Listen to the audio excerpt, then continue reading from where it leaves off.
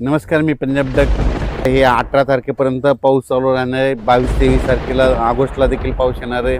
27, 28, 29 ऑगस्टला पाऊस पडणार आहे. म्हणजे त्या 5-6 जिल्ह्यात मात्र पाऊस जोराचा असणार आहे.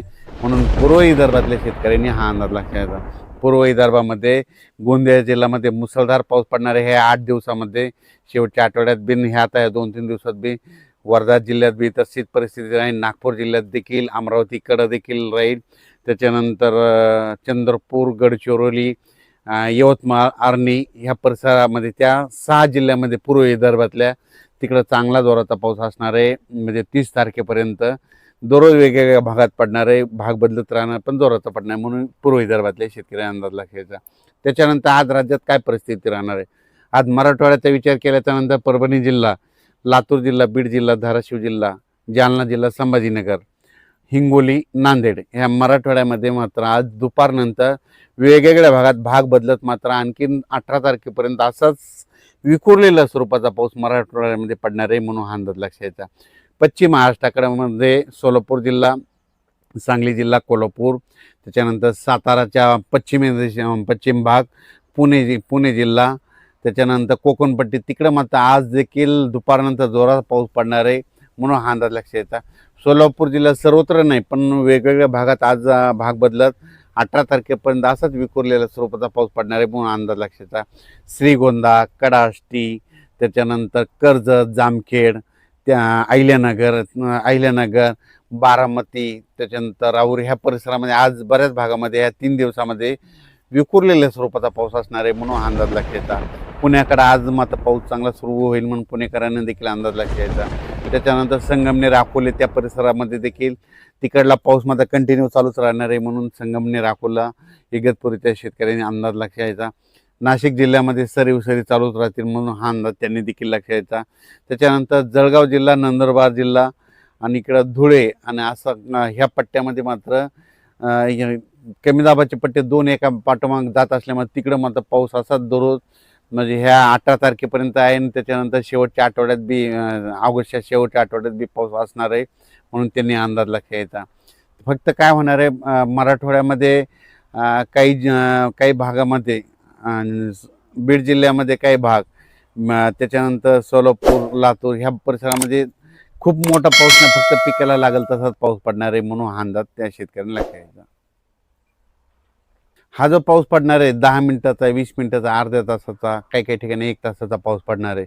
खूप असा मोठा काही पडणार नाही, फक्त जोरदार मुसळधार पाऊस फक्त नागपूर, भंडारा, गोंदिया, चंद्रपूर, यवतमाळ, अमरावती, अकोला ह्या परिसरामध्ये असणार आहे आणि तिकडंच जास्त पडणार आहे. आपल्या इकडं मात्र पिकाला लागेल तसंच पडणार आहे. त्याच्यानंतर कर्नाटक, इकडं जत, मंगसुळी तिकडं देखील पाऊस सुरू होणार आहे. तिकडं देखील ह्या 8 दिवसामध्ये तिकडं देखील कर्नाटकला देखील पाऊस सुरू होईल, म्हणून कर्नाटकच्या शेतकऱ्यांनी अंदाज लक्षायचा.